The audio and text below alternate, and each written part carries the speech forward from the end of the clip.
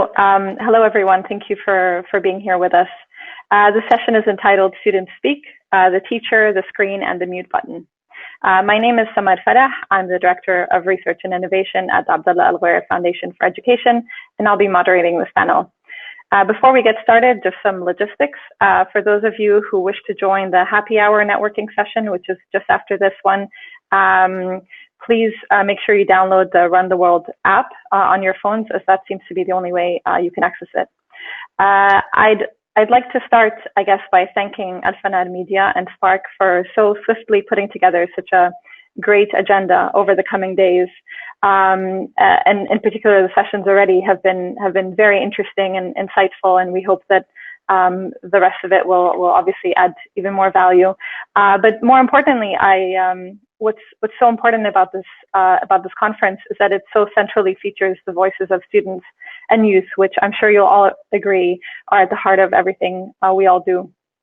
The central question of the conference, but also of this session, is how can we best support vulnerable, ambitious students? Given that we're in the midst of a global health and now economic crisis, and things are changing on a daily basis, we don't have visibility of how the situation is going to evolve, and in turn, how it's going to impact the education system, and most importantly, the students.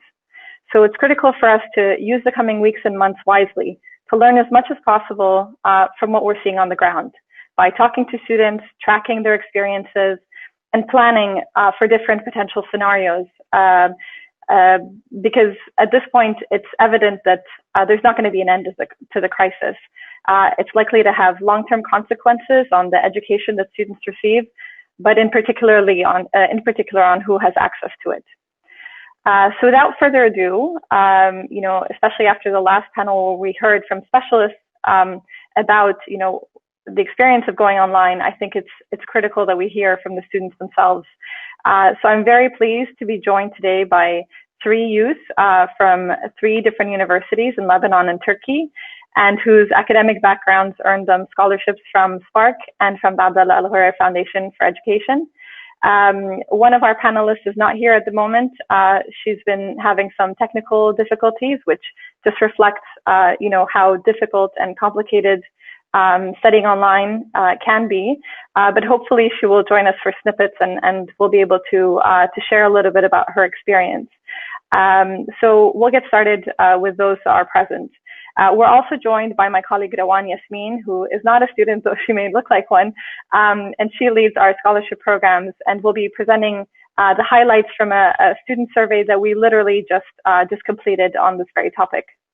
We'll begin first with a round of introductions, after which Rawan will take a few minutes to present her findings, and then we'll have a guided discussion among the panelists. And for the last 15 minutes of the session, we'll open up for questions from the audience. Hopefully the chat box is now working, so please feel free to type in your questions, and we'll do our best to answer as many of them as possible. So let's begin. In a sentence or two, could you all just introduce yourselves and maybe tell us a little bit about how you've been coping during the crisis? Let's start with Aya, Ahmed, and then finally Rawan, please. Hello, everyone. It's my pleasure to meet you all. I'm Aya Youssef. I live in Beirut, Lebanon, and I'm a second-year architecture student at the American University of Beirut. I'm a recipient of a STEM scholarship from Abdullah Al-Fanar Foundation for Education. And during this pandemic, I was actually at home, locked and focusing on my academic.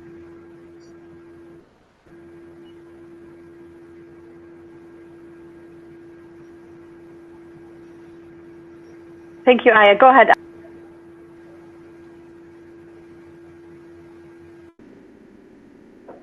I'm afraid we can't hear you.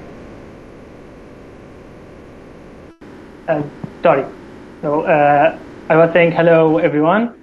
My name is Ahmet Mehdi Shamle. I'm 24 years old. I'm SPARK recipient. I live in Mersin, Turkey. I study linguistics at Mersin University. During this pandemic, as all students are doing, I'm trying to complete my education year from home. So that's all I'm trying to to be with you today to tell you about the advantages and disadvantages of this situation that we are all in together. Thank you all. Thank you, Ahmed, and thank you, Aya. I'll briefly introduce myself, and then if you want, Samar, I can go ahead with the survey results, but up to you. So my name is Rawan, like Samar mentioned. I also work at the Abdallah Al-Ghudair Foundation for Education. I manage our scholarship programs there, which include the Al-Ghudair STEM Scholars Program and also the Open Learning Scholars Program.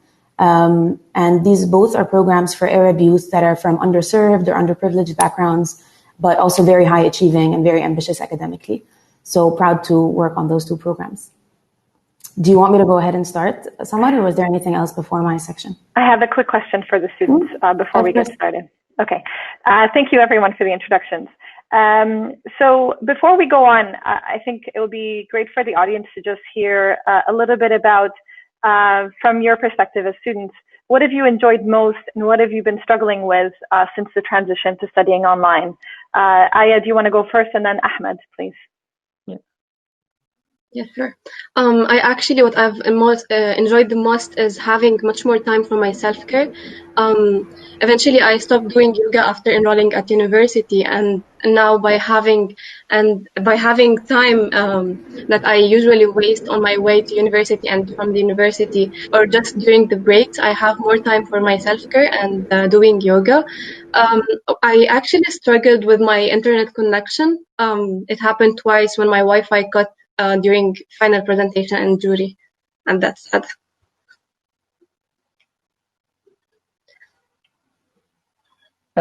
For me, yeah, as Aya said, we have very good time these days. We can spend time with ourselves and with our families. This time we couldn't find it before. So it's a very good point that we have very plenty of time. So me, for example, I'm interested in graphic design, so I find the time to go through online and have some courses to develop my skills. The point that I dislike from this situation is just staying at home, not seeing my friends as usual as before. So this situation may make you feel just a little bored. So you just need to make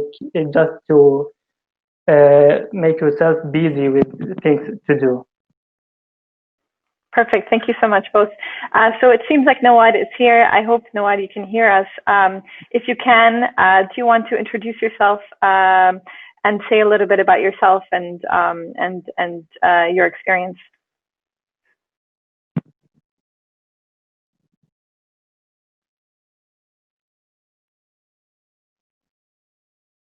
I'm afraid we can't hear you. Can you just make sure you're not on mute? Or I'm not sure if it's a connection issue. Please go ahead now. Okay. What about now? Oh, finally, yes. Hello, everyone. Let me introduce myself first. My name is Nawad Rahmouni. I am from Aleppo, Syria. I graduated last year from the Lebanese International University.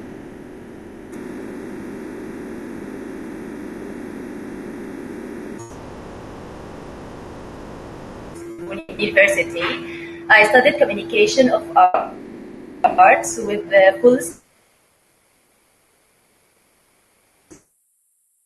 scholarship support from SPARK. Now I am a member with the SPARK Alumni Network in communication.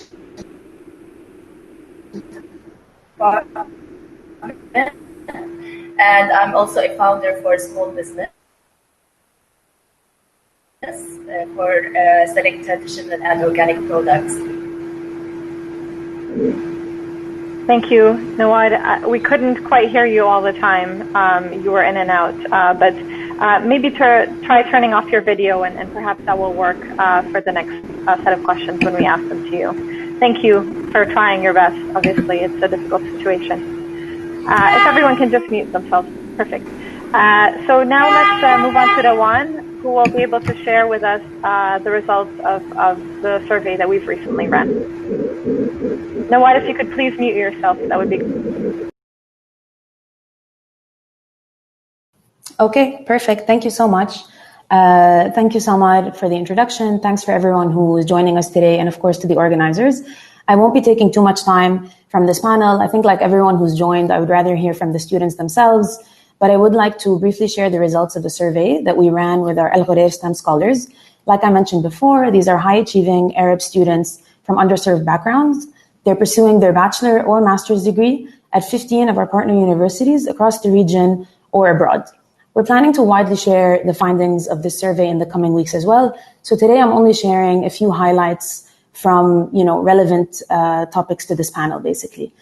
To name a few of our partner universities, just for context to our listeners today, these include the American University in Cairo of Egypt, the American University of Beirut in Lebanon, the American University of Sharjah here in the UAE. And these three universities represent our biggest scholar cohorts. They're also the biggest group represented in our survey. So among those three universities, they represent over half of the survey respondents. I also should mention a couple of other big regional partners that we have, including Al-Akhawain University in Morocco and An-Najah University in Palestine, Koç University in Turkey, and of course our partners in Canada and the US. Our survey was really focused on the scholars' experience with transitioning to online learning following the spread of the COVID-19 pandemic. We had around a 70% response rate, which is 335 scholar responses. The majority of people who responded to our survey said that they had been studying online for over 5 weeks. But interestingly, 75% of them also said that they hadn't taken an online course before. So for them, the modality was really brand new, and it was their first experience for plenty of them online.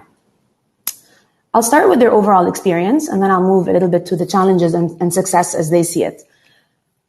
First of all, with their general experience with online learning, around 60% of respondents rated it just as average. Another 22% rated it as poor, and only 16% would rate their experience with online learning as good so far. Another clear consensus from them was feeling that they used to learn more in their face-to-face classes as compared to their online classes. Only a small group, 11%, said that they're learning just as much online as they used to in their classes. And an even smaller percent, 5%, said, I'm actually learning more now that I'm studying online versus the face-to-face. In terms of specific challenges that they faced and maybe some more positivity that I'll insert, more than half of the scholars reported not being motivated to study online yet and feeling like they're lacking interaction with their classmates. This was around 57% of them. A little over half of them also said that their internet connection is just not fast enough to comfortably or confidently study online. And I think I already mentioned, Wi-Fi cuts during exams and other stressful circumstances that they found themselves in. On a more positive note, most scholars do report that they fully understand the content from their lectures online, and they do feel adequately supported by their professors. Despite all the challenges that I just mentioned and the increasingly difficult circumstances that I think we're all going through, it was still interesting to see that more than half of respondents said they're still open to learning online at some point in the future. A few scholars at the end of the survey even said that they don't consider the current arrangement to be online learning. It's a makeshift solution to the current pandemic, and it's kind of an emergency solution that their universities have found. But they recognized that a degree or a course that was designed to be taken online could be more effective and could have offered them a better experience. Finally, we asked our scholars about how they're coping overall in the situation. One finding we want to highlight is the increased anxiety reported by many of the respondents. 1/3 of students who answered our survey said they're more anxious since the start of the pandemic. And when we asked them for the biggest types of support that they need, psychosocial support or mental health support was the second most frequently cited by scholars. We know that these students are dealing with a lot more than just transitioning online and that, academics is a big part of their life, but also many of their families have been impacted by the pandemic, making it really hard to just focus on their studies and on getting good grades this semester. I'll stop here in the interest of time, and I'll share again that we do plan on disseminating all the results that I just mentioned very soon in the coming few weeks. Along with the results from our survey with online scholars. So I think I mentioned earlier that we have another scholarship program that supports youth to study online. And I'd love to share a little bit more about their experience as well. They've been impacted by the pandemic like we all have. And thank you for your time. If you have any questions, I look forward to addressing them towards the end of the panel. Thanks. Thank you, Rawan. I should note here that SPARK have also conducted a similar survey among 800 of their scholars, and the main results are actually quite similar to those from our survey. Most of the students rate their experience of studying online as average. They also identified technical support and mental health as two key areas where they need more help. And the results of their survey will be shared soon as well, so please keep an eye out for it. Now let's move on to the questions. I'd like for us to have a discussion with the students to get a little bit more depth from the data that Rawan shared. So first of all, my question to Aya and Ahmed are related to the support that you get. So what kind of support do you think would be helpful to you during this time? And it can be any kind of support. Tell us what you think. Maybe Ahmed, you can go first.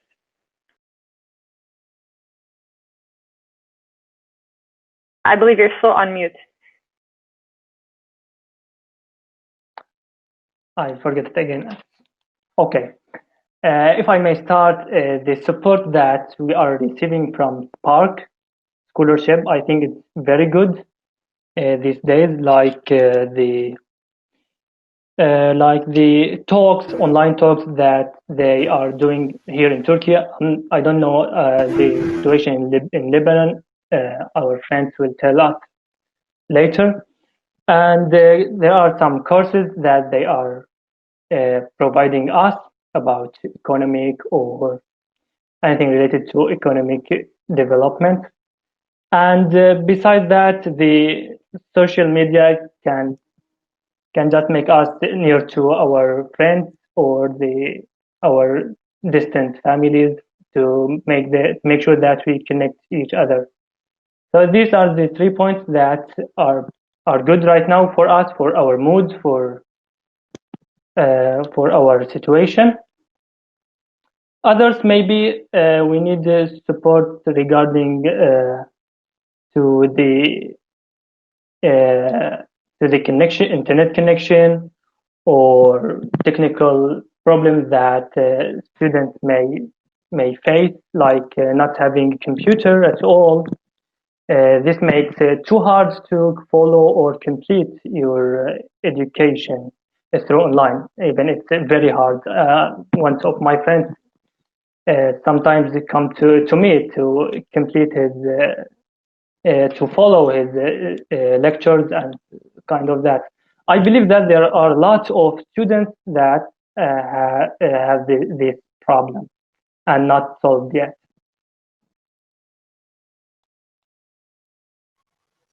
Yeah, as Ahmed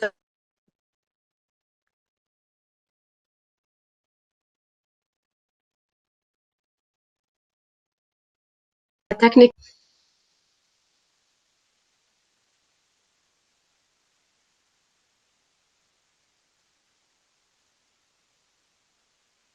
connections out. The irony. And there should be support on a personal level.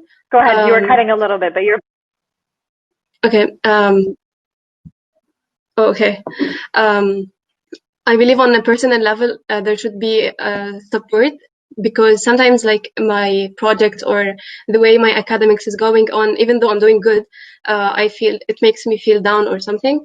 So I believe that professional advice or consultancy from someone who's not even my friend or a family member would be great. Aya, can you mention your first point about technical support, because you cut off during that time? Oh, yeah, that's one of the problems. I believe that technical support would be great for those who don't even know how to use the programs or the softwares that's been used to communicate. For example, WebEx or Zoom. Personally, I don't mind or don't have any problem with that, but I know a lot of people who don't even know how to use these. So I think technical guidance would be beneficial in this case.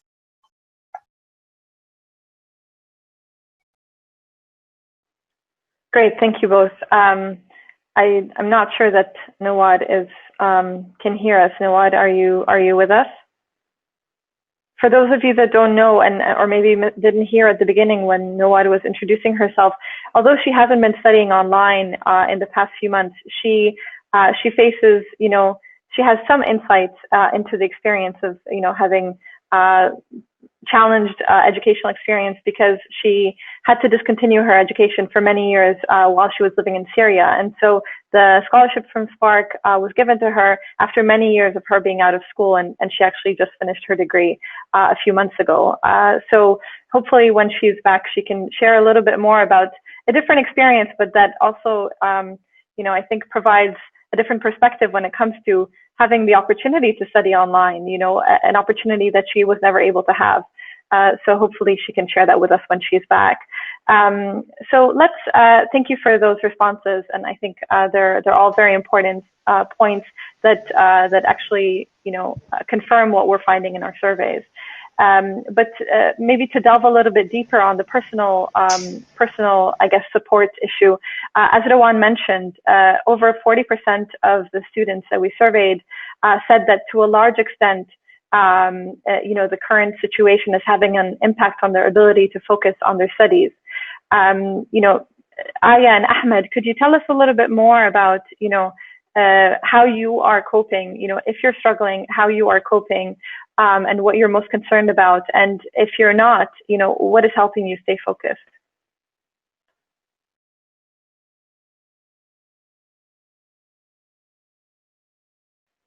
Go ahead, Ahmed, sorry.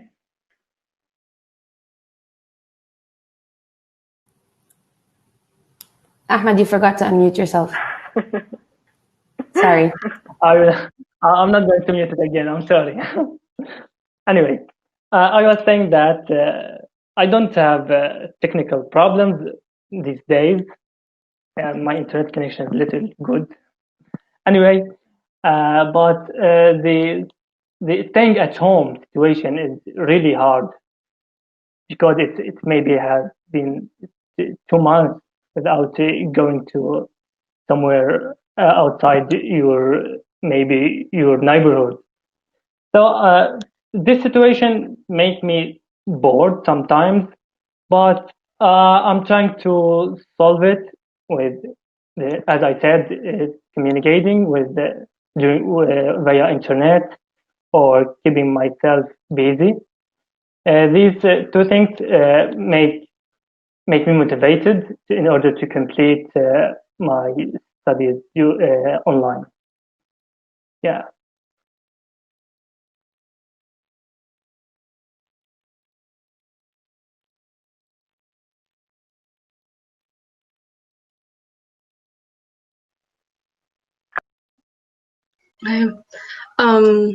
Actually, overthinking about the outer world during this pandemic definitely makes us overthink and lose our attention span.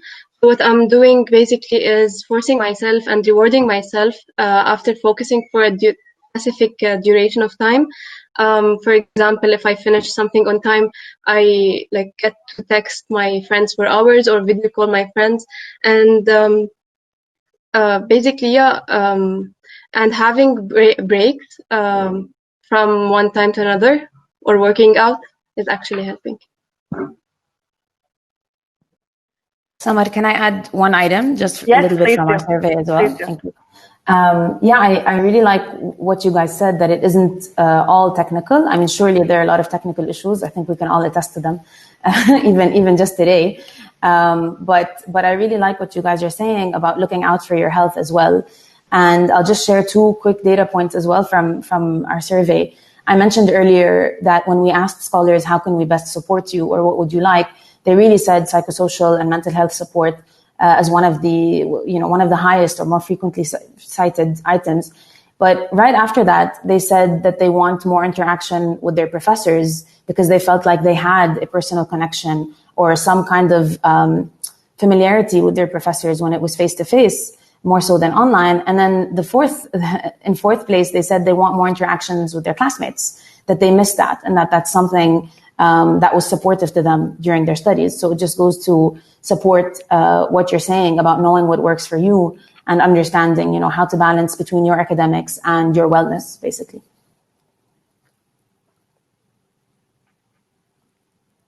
Nawad, while we have you here, perhaps I'll ask the next question to you, and then I'll ask to the whole group if you can hear us. So my question to you would be, given that you didn't have the experience of studying online, can you tell us a little bit about, what are your thoughts of this experience in relation to what you've been through, the fact that you had to discontinue your education, and do you have any experience studying online, even if it is on the side, and what are those thoughts?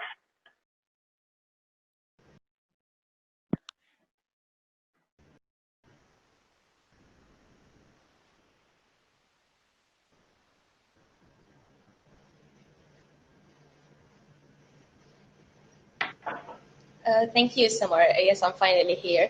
I just want to say that I was in Aleppo during the crisis where so we didn't have a chance to complete our education or studying online or do the remote work. Technology wasn't that perfect at that time.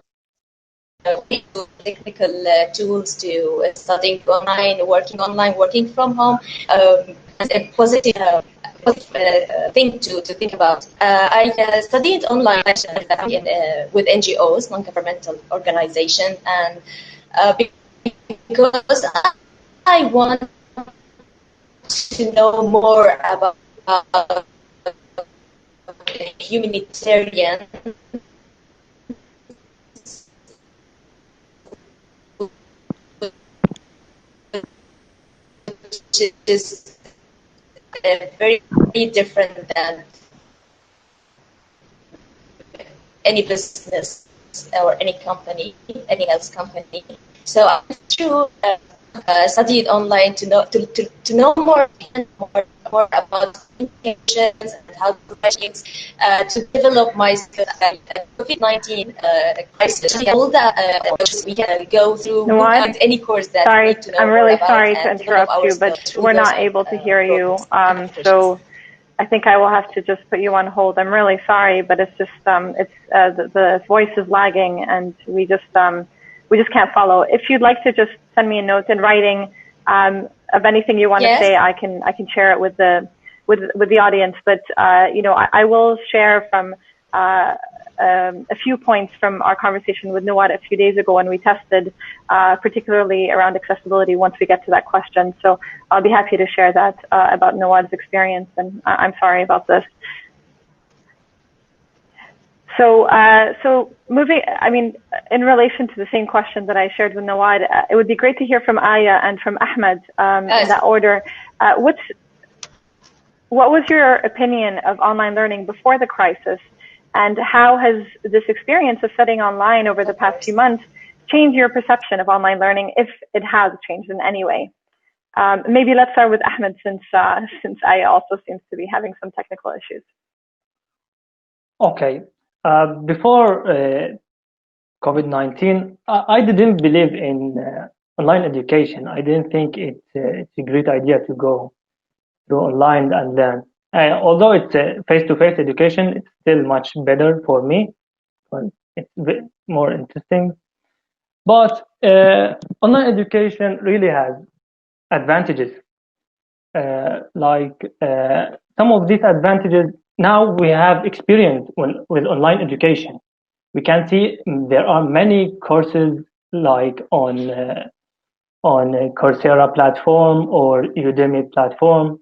There are millions of courses, and if we have right now a good experience, or at least experience with online education, then we can go through these courses that provide speak about many objects that you may find yourself interested in. So this is the first point. We have right now experience. The second point, with online education, we have much more time to accomplish tasks, not just for for our studying, you can work out, or you can read books, or you can find a course to follow. Also, this situation make us researchers. Now we are able to go through online and Google and find information. In the previously in the face-to-face education, there was just professors that gives you direct information maybe, or ask you to make some little research. But right now, you are responsible to find this information, not just to hear them. Although this can be seen as a disadvantage because online education does not provide full or complete or sufficient information. But in this situation, you will go and you'll search online and you will learn how to find sources for your information. And again, most of our tasks are now going through writing, and I think our writing skills is getting improved really. I feel it right now. Yeah, this is advantages, I think, offline education. Maybe most of students may find them also. Thank you, Ahmed. Those are some really good points, and I think points that we probably haven't heard as much. We talk about the big picture things, but in reality, it's quite different for you as students. You mentioned to us before we get to Aya, just one other point that I think would be very interesting for you to share. You mentioned that you are a teacher, so can you tell us a little bit about that experience as well? Yeah, this is right. I am besides my studying at university, I work as a teacher. I teach science in a private school for primary school students. Before that, going to class and teach, it was good too. But after that, the going online, I don't know how will I teach these students? They are kids. How can I provide them this information? But everything starts as a strange and not acceptable for us. But after 2 weeks or 3, I learned how to record videos. I learned how to open Zoom and make conference online. This is really helpful, and it works. The online education is working for me as a student and as a teacher. Yeah, this is a very important point that I wanted to mention. Thank you for making me. Perfect. Thank you so much. I think that's very interesting to hear. Aya, now that you're back with us, it would be great to hear about what your perspectives of online learning were prior to the pandemic, and if they've changed at all since studying online over the past few months.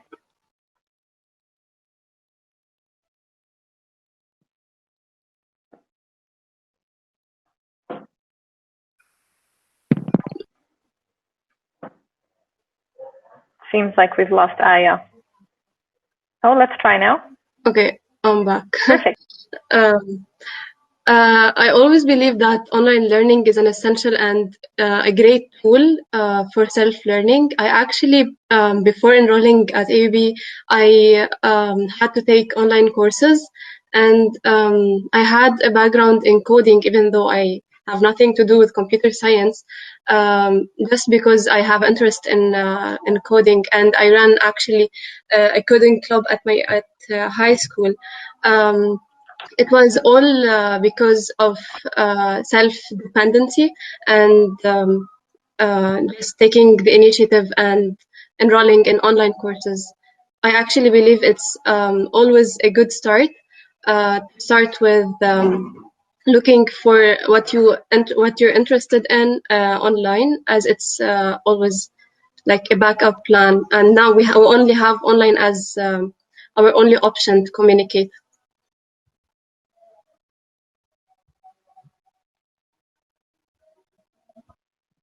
Thank you. Thank you both. I think you all put us to shame. One is a teacher and a student, and the other one is, doing all kinds of courses and studying at AUB. I couldn't say what I've been doing over the past few months besides working. So I hope others feel inspired by your experiences. My next question to you is, do you feel this transition to teaching and learning online has made education more or less accessible to students? I think it's a key question to this conference. In the last session, we heard, people speaking about, both perspectives. I'd be interested to hear about your specific experiences and what you think based on your situation, your friends. Aya, maybe you can get us started.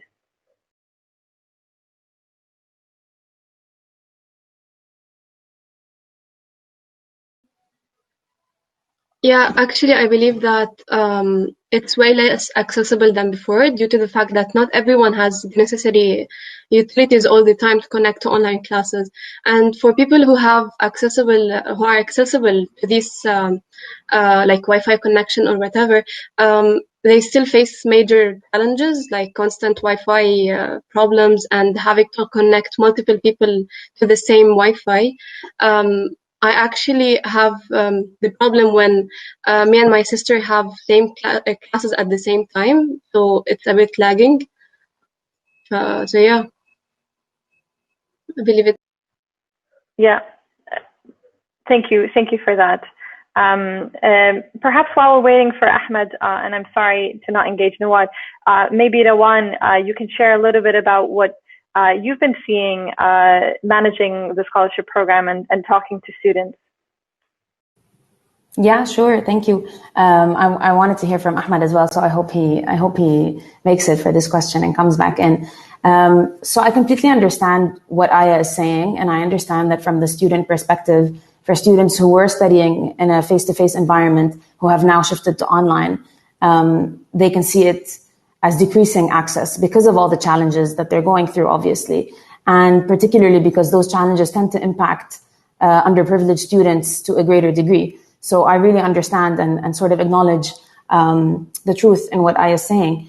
But at the foundation, as longtime advocates of online learning, we've definitely seen, loads of examples of how online education can increase access for learners. And I'll mention just a few of them now, and then hopefully Ahmed will be back to tell us about his perspective as well. So I mentioned earlier that the foundation also supports another scholarship program for young Arabs to pursue their masters online completely at Arizona State University. So these scholars were pursuing their master's degrees online before the current pandemic. And I'll tell you a little bit about them just to illustrate the point on how online education can increase access. So 8% of scholars that we've supported in that program are refugees or displaced individuals who wouldn't have been able to travel to pursue a master's if it were not online. And in addition to geographic barriers and the conflict that's happening in their home countries, many young people also have financial responsibilities and can't pause their work or their responsibilities in life to further specialize and go for a degree. So in our online scholarship program, 66% of our online scholars work alongside studying. And so if the modality of that program were not online, many of them wouldn't be able to pursue it and to stop their jobs. So for them, you have to factor in everything else that they do. Hi, Ahmed. Good. I'm glad. Their working hours, their commute, their responsibilities towards work. So if they didn't have that online flexibility, they wouldn't be able to engage in a master's right now. And then I'll mention just one last thing, and I'll give it back to you guys. Finally, as it relates to our Al-Fanar STEM scholars, amid the current pandemic and everything that's been happening, some of our international students who are studying outside their home country felt unsafe staying on campus and in a country where they don't have family or they have a limited support system. And so some of them opted to return home before the lockdown occurred, knowing that flights would stop. For those students, when they returned home, they were still able to complete their semester. And if it hadn't been that our partner universities shifted to the online modality, they may have had to interrupt their education. They may have had to forfeit the scholarship. So we don't know what could have happened to students if it wasn't seamless for them to just go back home and continue the semester online. And that's a privilege for sure. So yeah, I'll stop here on the access point. And since Ahmed is back with us, maybe we can hear from him. Ahmed, please go ahead, and then I will share the point that Nawad made during our conversation yesterday so that we hear her perspective as well, even though she can't speak. Can you hear me right now? I'm sorry, I couldn't understand or hear your question. Can you repeat it again? Yes, of course. So the question is, to what do you think that online learning is making education more or less accessible for students? Acceptable. Accessible. Yeah. There's 2 points to mention before that. Two disadvantages of online education is, as I said, online education does not provide students full or complete information, while the face-to-face education was providing full understanding for students. This is the first point. The second point, university curricula were not prepared to be taught online. For that reason, we all have these problems or technical problems. Why? Because these curricula haven't been prepared for online education. The third point, the university online websites or platforms also were prepared within a few days. For this reason, we always find the technical problems regarding these platforms. These 3 points make the online education much harder than the face-to-face education. But I think with the time, if these problems fixed, I think it would be good alternative education system for that one which we used to do before. But still, the face-to-face education is much better than the online education in these days, in our situation right now. Mm-hmm. Yeah. Thank you. And I think just to comment on the challenges that both of you, Aya and Ahmed, have shared regarding access. These are all a reflection of the fact that universities have had to respond and go online overnight, without the ability to prepare themselves, to prepare you for this transition. And definitely, that comes with a lot of difficulties and challenges for everyone. I think that the points that Awan was making in the context of students that chose to study online themselves, even prior to this pandemic, these are academic programs that have been very thoughtfully prepared and particularly designed to serve students in these contexts, so that all the challenges that you have been facing would not be faced by them. So I think there's slightly two different contexts, but all very important points that we all have to keep in mind. And I think for educators and universities to keep in mind, should this transition, should the situation continue. Just to bring in Nawad's point, because she's not able to speak to it, but I think she also had a very important point. Obviously, given her situation that she was displaced and didn't have access to education, what she shared was, to her, it feels like education is more accessible for the same points that Rawan mentioned. For her, if she had had access to online education 10 years ago, she wouldn't have had to wait 10 years to finish her university degree. And now, with the current crisis, her being stuck at home, although she's working, she's able to access all kinds of courses online, build up her skills in the same way that Aya and Ahmed are in different areas that will make her more employable and more competitive in the job market. So there's definitely, two sides to this story. Moving on to the next question, and hopefully the last question, if we get a chance to get the audience questions. If either of you, Ahmed or Aya, were in charge of, at a university or at the ministry during this pandemic, particularly knowing that the situation may not go away in the next few months and students may have to continue learning online or at least partially online at some point in the future, what would you do to make this transition to studying online smoother and easier for students? Ahmed, do you want to go first?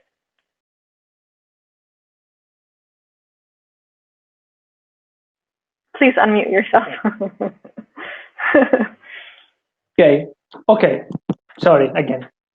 I was saying, if I were in charge, the first thing I would do is to provide students with strong connection to the internet. So I would focus on the students and find their problem and solve this internet connection. This is the first point. The second point, I would develop the platforms or the websites of the university as soon as possible, because it will solve lots of problems that students are facing right now. And lastly, I would provide students, all of students, with courses or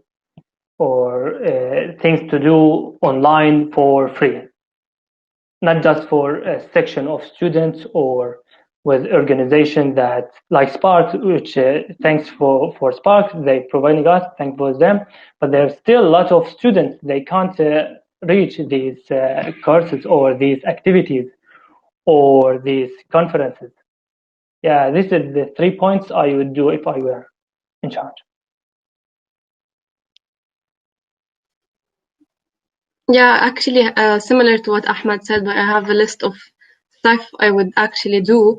I would actually give all the students personal internet service, since the enrolled students have already paid for this within their tuition. Also, I would decrease the price of the courses, since not all the time the education is at the same level.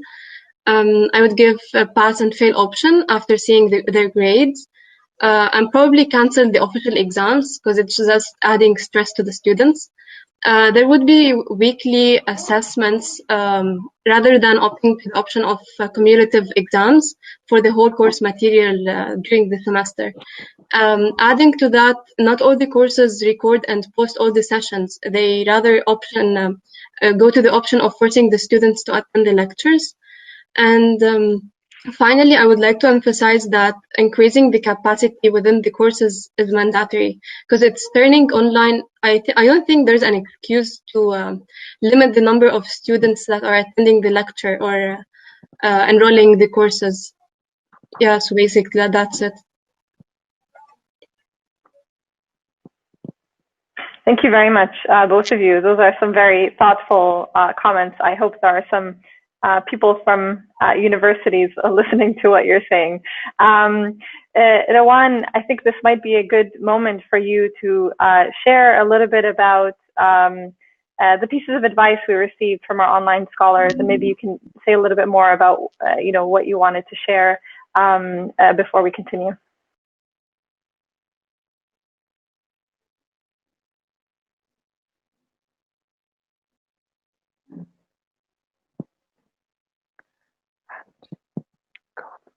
I think at this point, I was just going to say it's almost everyone on the session. No one is exempt. Yes, sure. So the first thing I'll do is I'll share some pieces of advice. Thank you, Ahmed and Aya, for everything that you just said. I really like the way Ahmed said it. If I were in charge, which I love, and in a way you are taking charge of your experience because you're sharing it with professionals and people who want to hear your input. And so I'm sure that will make an impact. So we asked our scholars who already study online prior to the pandemic if they had advice for students who are just newly transitioning to the online modality of studying. And I'll share a few snippets of what they had to say. First, they had 3 top pieces of advice for you.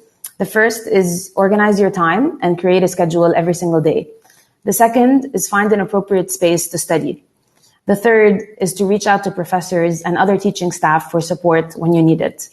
And I mean, they're very simple, but I think it absolutely goes to sort of maximizing your network and doing the best in the situation that is ahead of you.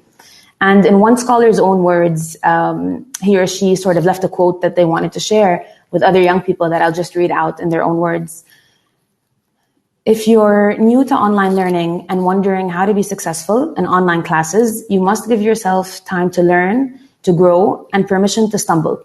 You may need a few attempts to coordinate yourself in whatever new software you're using. You may have trouble with new learning formats or adhering to a schedule while you're just at home. This is all normal as you adapt to new ways of doing things. Give yourself the freedom to experience a few bumps along the way, but stay positive and adjust to get back on track always.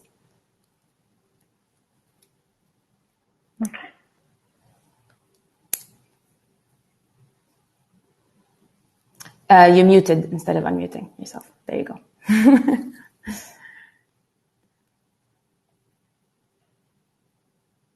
One second. You're good.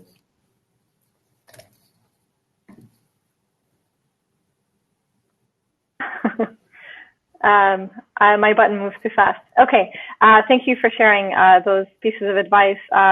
You know, Aya and Ahmed, I think you guys are in a good place, but perhaps there are other students here that may be struggling that would appreciate hearing this advice from those that have had a little bit more experience doing so. I'm just trying to read through some of the comments and questions we've received from the audience. So we've had a teacher who could relate to Ahmed's comment about the importance of preparing curricula for online delivery rather than just transitioning, you know, directly online. And she was emphasizing the importance of designing, you know, designing courses for online delivery rather than just, you know, just using what was made for face-to-face in an online format. Another question for the students: would you be open to study online in the future if it were implemented properly? Aya, do you want to take that question first?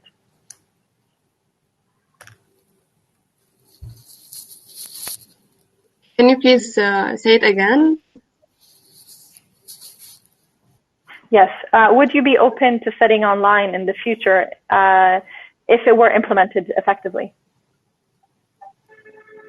If it's not implemented, what? Sorry, it's lagging. No, don't worry. If it were implemented effectively, so if it were done right. Mm-hmm.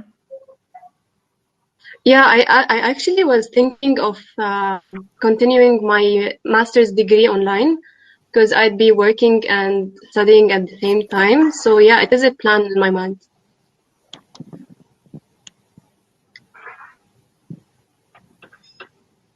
Because as I said earlier, I'm having much more time when it turned to be online.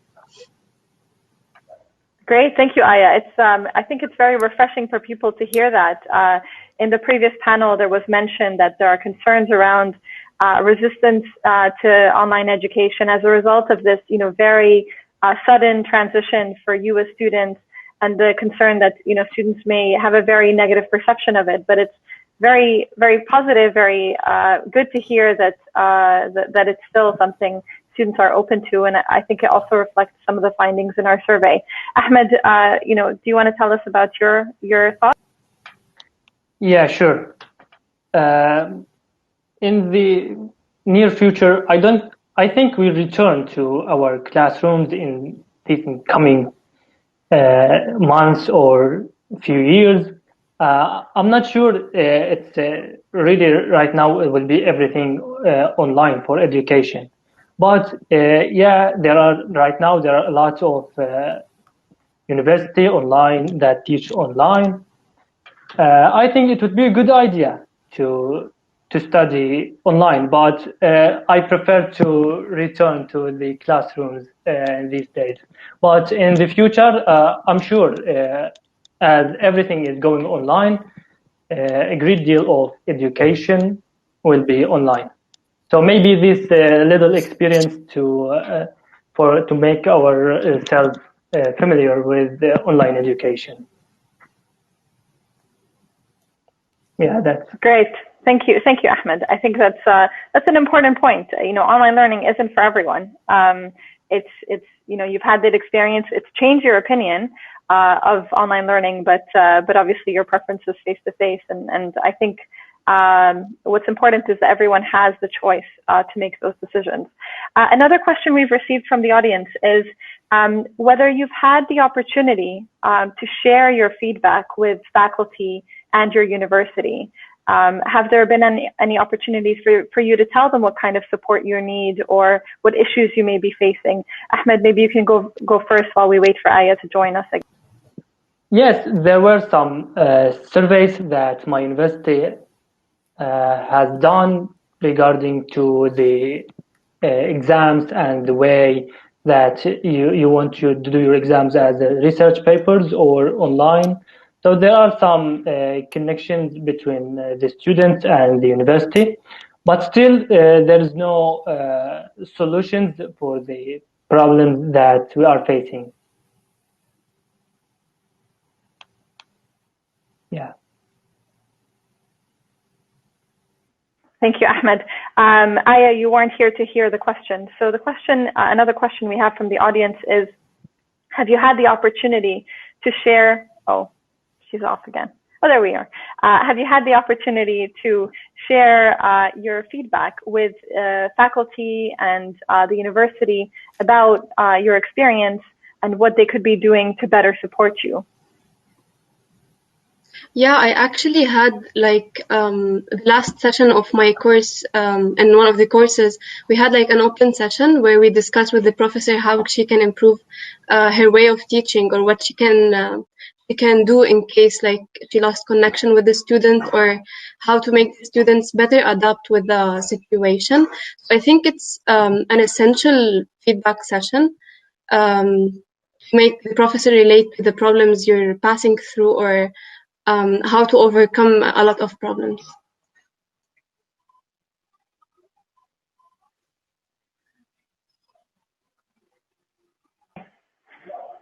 Sorry, my computer is being a bit slow at this point. Thank you. That's really helpful, and I'm very glad to hear that you had such an opportunity. I think that's definitely a good way for them to go to get your input. These perspectives are obviously very important to hear, in the same way that for us, we've learned so much over the past 45 minutes, an hour with you, and I'm sure the audience, if they had a chance, they would be applauding for you right now. So we don't have much time left for the session, so I think we will end it here. If everyone could virtually applaud for our panelists. I think we've learned a lot from them today. Rawan, Aya, Ahmed, and Nawad for the few moments that she was able to share her perspectives. A final announcement for everyone who's here with us. The conference will continue tomorrow at the same time as today, 3 p.m. Beirut time, beginning with a keynote from His Excellency Dr. Tariq Al-Burg, the CEO of Dubai Cares, talking about TVET education. For those of you that want to connect with everybody else who's attending the conference, please do join the happy hour networking session, which I believe will start in a few minutes.